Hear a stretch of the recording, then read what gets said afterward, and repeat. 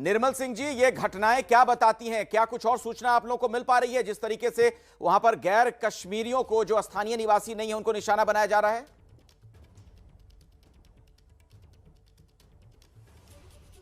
देखिए, ये पाकिस्तान ने अपनी स्ट्रैटेजी बदली है। आपको याद होगा कि पहले पुलवामा में उन्होंने सीआरपीएफ पर अटैक किया, उड़ी में आर्मी पर किया, जब उनको मुंह की खानी पड़ी और सर्जिकल स्ट्राइक हुआ, एयर स्ट्राइक हुआ। अभी वो बुखलाए हुए हैं, उनके जो कमांडर मारे जा रहे हैं। पिछले एक हफ्ता में 14-15 टेररिस्ट मारे गए हैं।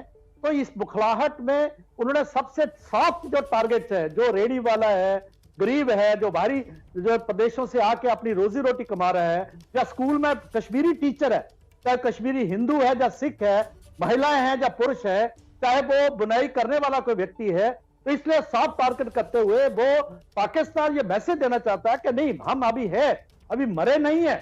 आप 370 तोड़ सकते हो, 35 तोड़ सकते हो, कश्मीर में शांति ला सकते हो, लेकिन हम लाने नहीं देंगे। तो ये जो एक स्ट्रेटजी है पाकिस्तान की, अपनी प्रेजेंस दिखाने के लिए और टेररिज्म को एक इंस्ट्रूमेंट ऑफ डिप्लोमेसी के तौर पर यूज करने का। और इसी तरीके से हम देखो, यहां बोली बोलना शुरू हो गया। फारूक अब्दुल्ला साहब कहते हैं डायलॉग करिए, महबूबा मुफ्ती कहती है कि देखिए यहां पर मुसलमानों को जो है मस्जिदों में नहीं जाना पड़ रहा है, उसको जो है अजान। डॉक्टर निर्मल सिंह जी, देखिए जो बात आप कह रहे हैं ना, वो सबको पता है। पाकिस्तान अक्सर इस तरह की हरकतें करता है, वो करेगा भी। जिस तरह से सरहद पार से आतंकवादियों को दाखिल करवाया जाता है। सवाल मेरा यह है कि अगर वहां पर इस तरीके से बेगुनाहों की जान जा रही है, निहत्थे लोगों की जान जा रही है, तो आखिर इसकी जवाबदेही, जिम्मेदारी किसकी है?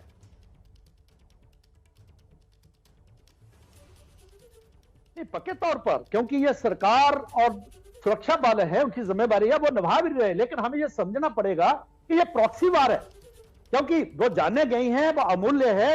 एक भी जान नहीं जानी चाहिए, चाहे वो बाहर का है, चाहे जम्मू कश्मीर का रहने वाला है, तो उसमें कोई दो राय नहीं है। लेकिन उनसे डील भी किया जा रहा है, वो मारे भी जा रहे हैं। 24 घंटे के अंदर अंदर जो एक्ट करते हैं उनको मारा जाता है। ये सारी बातें हैं, लेकिन हम प्रॉक्सी वार में हैं।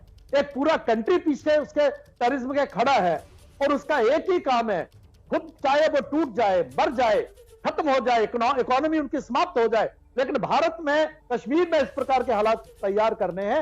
ये जो स्ट्रेटजी है पाकिस्तान की, उससे हम डील कर रहे हैं। नहीं, उससे हम डील कर रहे हैं, लेकिन ये हमारे देश के अंदर हो रहा है ना। सवाल इसलिए खड़े हो रहे हैं। आप सही कह रहे हैं, पाकिस्तान नहीं सुधरेगा, ये हर किसी को पता है। पाकिस्तान अपनी हरकतों से बाज नहीं आएगा, लेकिन अपने देश के अंदर अगर इस तरह के हालात बन जाएंगे, वहां जम्मू कश्मीर में अगर दहशतगर्द बेगुनाहों को, मजदूरों को, जो दूसरे राज्य के लोग वहां कामकाज के लिए जा रहे हैं, रोजी रोटी की तलाश में जा रहे हैं, उन्हें मारते रहेंगे यूं, तो एक बड़ा इससे संदेश भी जाएगा। आप समझ रहे हैं कि इस तरीके के हालात बनेंगे, फिर लोग वहां जाने से डरेंगे कि जम्मू कश्मीर में क्या हम रोजगार की तलाश में जाए, काम धंधे की तलाश में जाए? ठीक है, बिल्कुल आप ठीक कह रहे हैं, क्योंकि पैनिक है।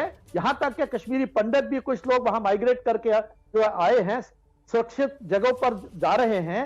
इनको भी जो है अभी एडवाइजरी जम्मू कश्मीर सरकार में ऐसे पता लगा है कि उन्होंने दी है कि इनको सुरक्षा के जो दायरे में, जहां जो सुरक्षा बल रहते हैं, वहां लिए जाए। लेकिन वो हजारों की तादाद में है, और गांव-गांव में, हर जगह पर, हर गली में आप जो है, अगर कोई बेचारा गोलगप्पे वाला है, वो तो आर्मी कैंप में तो नहीं रह सकता। वही सवाल है, वही सवाल है डॉक्टर निर्मल जी, वही तो सवाल है, वही मैं पूछ रहा हूं। आप तो सूबे के उप मुख्यमंत्री रहे, ये जो इमरजेंसी एडवाइजरी जारी कर दी गई, इससे हालात और आपको नहीं लगता है कि खराब हो सकते हैं? पैनिक सिचुएशन वाली स्थिति बन जाएगी कि जितने भी गैर कश्मीरी वहां पर हैं, वो सेना या पुलिस के कैंपस में चले जाएं?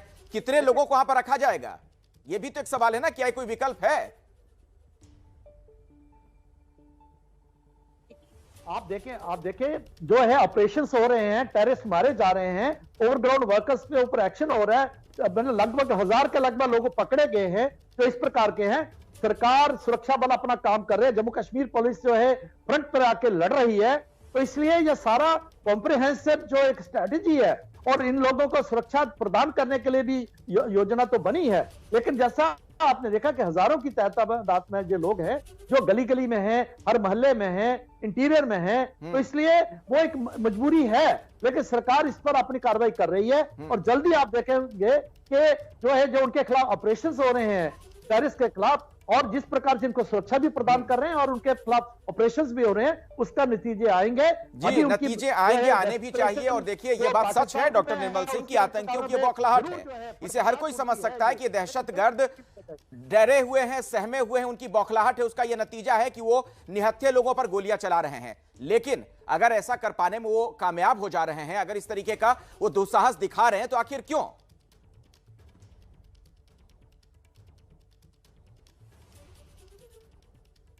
देखिए, जैसे मैंने कहा, ये प्रॉक्सी वार है, ये प्रॉक्सी वार है।